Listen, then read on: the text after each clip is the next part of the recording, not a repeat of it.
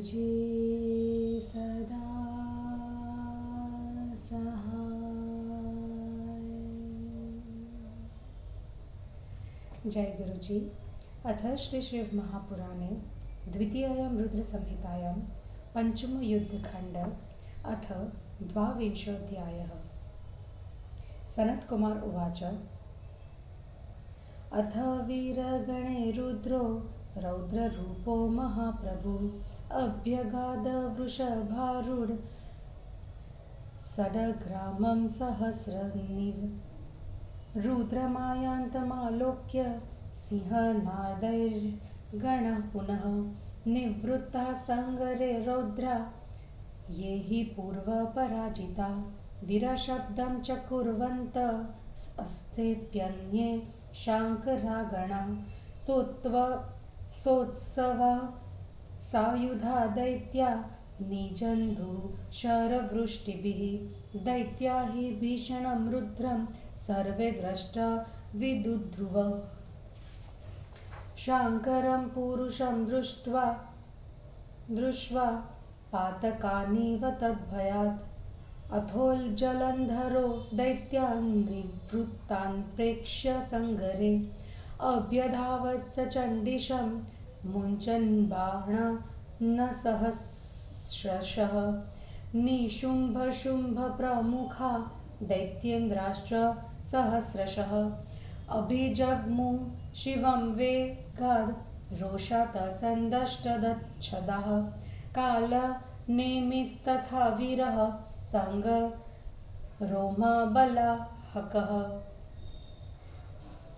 धस्मरश्व प्रचण्डश्रा परे चापि शिवं ययुः बाणे सज्जादयामासुर्धृतं रुद्रगणां श्वते अङ्गानि चिच्छिदुर्वीराः शुम्भाधानिखिला मुने बाणान्धकारसञ्छन्नं दृष्ट्वा गणबलं हरः तद्बाणजालमाच्छिद्य बाणैराववृते नभः दैत्यांश्व बाणवात्स्याभिः पीडितान् करोत्तदा प्रचण्डबाणजालोधैरपातयत् भूतले शङ्खगरोमशिरः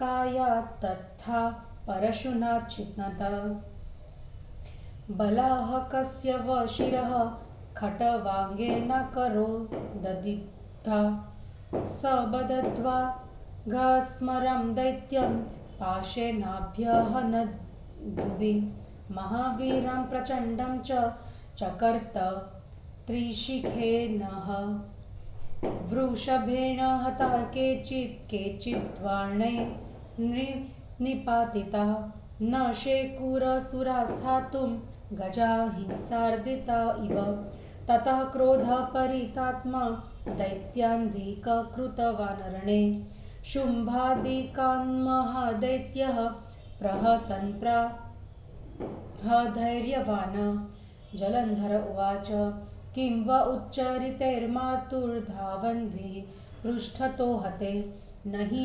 भीतवदश्लाद्यः स्वर्गदशूरमानिनां यदि वः प्रधने श्रद्धा सारो वा क्षुल्लको हृदि अग्रे तिष्ठत मात्रं मे न चेदग्राम्य सुखे स्पृहा रणे मृत्युर्वरच्छ्वास्ति सर्वकामफलप्रदः यशप्रदो विशेषेण मोक्षदोऽपि प्रकीर्तितः सूर्यस्य मण्डलं भित्त्वा यायद्वे परमं पदम् परिव्राट परमज्ञानी रणे यः सम्मुखे हतः मृत्योर्भयं न कर्तव्यं कदाचित् कुत्रचित् बुधे अनिवार्यो यतो ह्योष उपायैर्निखिलैरपि मृत्युर्जन्मवतां वीरा देहेन सह जायते अधवाप्दशतान्ते वा मृत्युर्वे प्राणिनां ध्रुवः तन्मृत्युभयमुत्सार्य युद्धध्वं समरे मुदा सर्वथा परमानन्द इहामुत्राप्यसंशयः। सनत्कुमार उवाच।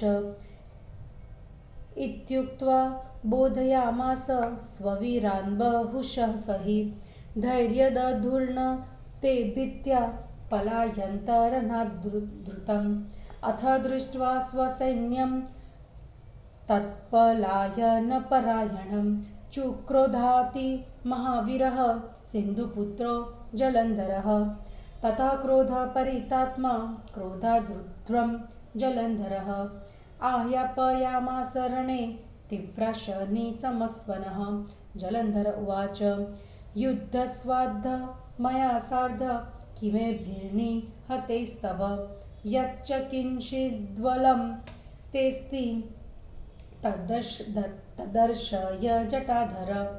सनत्कुमार उवाच इत्युक्त्वा बाणसप्तत्या जधान वृषभध्वजं जलन्धरो महादैत्यः शम्भुमक्लिष्टकारिणं तान् प्राप्तान् महादेवो जलन्धर शरान्धृतं निजैर्हि निशितैर्बाणैश्विच्छेद प्रहसन्निव ततो हयान्द्वजं छत्रं धनुष्विच्छेद सप्तभिः जलन्धरस्य दैत्यस्य न तच्चित्रं हरे मुने स छिन्नद्धन्वा विरथः पाथोदितनयोऽसुरः अभ्यधावच्छिवं क्रुद्धो गदामुद्धम्य वेगवान् प्रभुर्गदां च तत्क्षिप्तां सहसैव महेश्वरः पाराशर्यः महालीलो धृतं बाणैर्द्विधात्करोत् तथापि मुष्टिमुद्धम्य महाक्रुद्धो महासुरः अभ्युदयो महावेगाद्रुद्वं तं तज्जिधास्यम् तावदेवेश्वरेणाशु बाणोधे स जलन्धरः अक्लिष्टकर्मकारेण क्रोशमात्रमपाकृतः ततो जलन्धरो दैत्यो रुद्रं मत्वा बलाधिकं ससर्ज मायां गान्धर्वमिद्भूतां रुद्रमोहिनीं तस्य मायाप्रभावात्तु गन्धर्वाप्सिरसां गणः आविर्भूता अनेके च रुद्रमोहनते हेतवे ततो जगुश्च ननृत्तुर्गन्धर्वाप्सिरसां गणः तालवेणुमृदङ्गाश वादयन्ति स्म चापरे तद्दृष्ट्वा महदाश्चर्य गणे रुद्रो विमोहितः पतितान्यपि वस्त्राणि करेभ्यो न विवेदसः एकाग्रीभूतमालोक्य रुद्रं दैत्यो जलन्धरः कामतः स जगामाशु यत्र गौरी स्थिता भवत युद्धशुम्भनिशुम्भाख्यो स्थापयित्वा महाबलो दशदोर्णदं पश्चास्य स्निग्धश्व जटाधरः महावृषभमारूढः सर्वथा रुद्रसन्निभः आसुर्यमायया व्यास स बभूव जलन्धरः अथ रुद्रं समायान्तमालोक्य भववल्लभ अभ्याययो सखी मध्या तदर्शनं थपे भवत यावददर्श चार्वङ्गीं पार्वतीं दनुजेश्वरः तावत् स वीर्यमुमुचे जडाङ्गश्वाभवत्तदा अथ ज्ञात्वा तदा गौरी दानवं भयविह्वला जगामान्तर्हिता वेगात् सा तदोत्तरमानसं तामदृश्य ततो दैत्यः क्षणाद्विदुल्लतामिव जवे नागात् पुनर्योद्धुं यत्र देवो महेश्वरः पार्वत्यपि महाविष्णुं सस्मार मनसा तदा तावददर्श तं देवं सोपविष्टं समीपगं तं दृष्ट्वा पार्वती विष्णुं जगन्माता शिवप्रिया प्रसन्नमनसोवाच प्रणमन्तं कृताञ्जलिं पार्वत्युवाच विष्णो जलन्धरो दैत्यः कृतवान् परमाद्भुतं तक्तिं न विदितं तेस्ति चेष्टितं तस्य दुर्मते।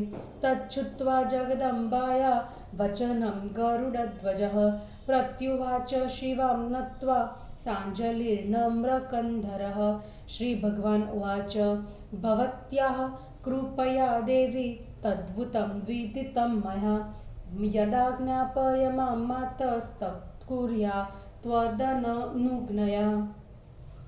सनत्कुमार उवाच तच्छ्रुत्वा विष्णुवचनं पुनरप्याह पार्वती ऋषिकेशं जगन्माता धर्मनीतिं सुशिक्षयन्। पार्वत्युवाच तेनैव दर्शितः पन्था बुद्ध्यस्वस्त्वं तथैव हि तत्स्त्रीपातिव्रतं धर्म भ्रष्टं कुरु मदाज्ञया। नान्यथा स महादैत्यो भवेद्वद्यो रमेश्वर पातिव्रता समो नान्यो धर्मोऽस्ति पृथिवीतले। सनत्कुमार उवाच इत्यनुज्ञां समाकर्ण्य शिरसाधायतां हरिः छलं कर्तु जगामाशु पुनर्जलिन्धरं पुरम्। इति श्री शिवमहापुराणे द्वितीयायां रुद्रसंहितायां पंचमे युद्धखण्डे जलन्धरवधोपाख्याने जलन्धरयुद्धवर्णनं नाम 22वाध्यायः। हिंदी अनुवाद। सनत कुमार जी ने कहा, उसके बाद वीर गणों के साथ रौद्र रूप धारण कर महाप्रभु रुद्र वृषभ पर सवार होकर हंसते हुए युद्ध भूमि की ओर गए।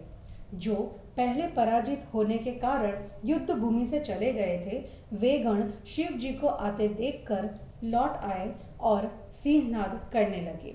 सिंहनाद करते हुए वे शिव जी ने गण प्रसन्नता से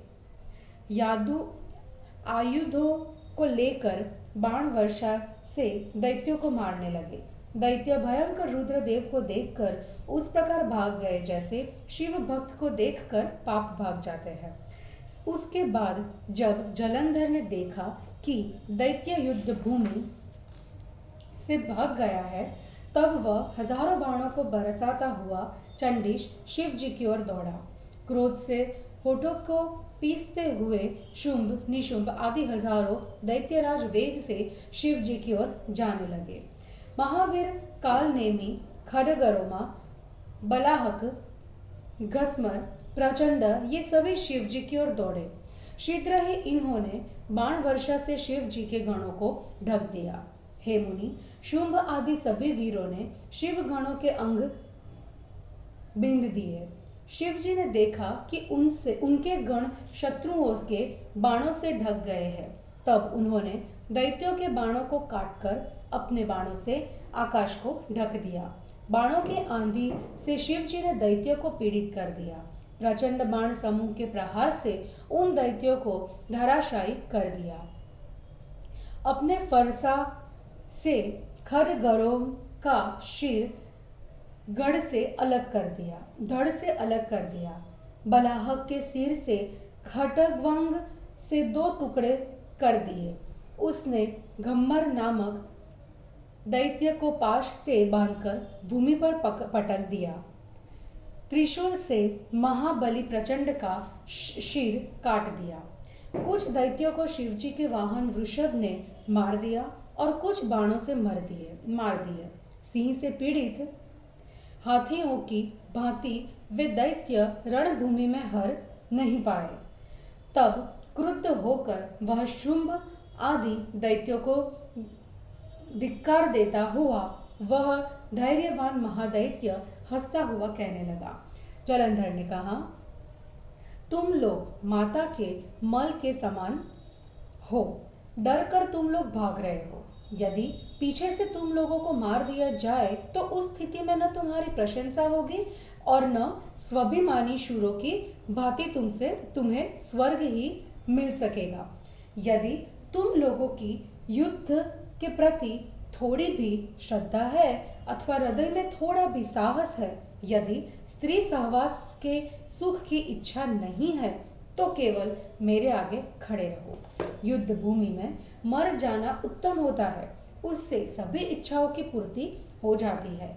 विशेष करके उससे यश तथा मोक्ष की प्राप्ति होती है। जो वीर रणभूमि में मर जाता है वह सूर्यमंडल को भेद कर परम पद को प्राप्त हो जाता है और वह परम ज्ञानी सन्यासी होता है। समझदारों को कभी भी कहीं मृत्यु का भय नहीं करना चाहिए। समस्त उपायों के करने पर भी मृत्यु होना अनिवार्य है। हे वीरों, जन्म के साथ ही मृत्यु का संबंध होता है। वह भले ही आज हो, भले ही 100 वर्ष के बाद हो, मृत्यु होना निश्चित है। इसलिए मृत्यु के भय को छोड़कर प्रसन्न होकर युद्ध करो। इसमें सब प्रकार इस लोक तथा परलोक में परम आनंद मिलता है।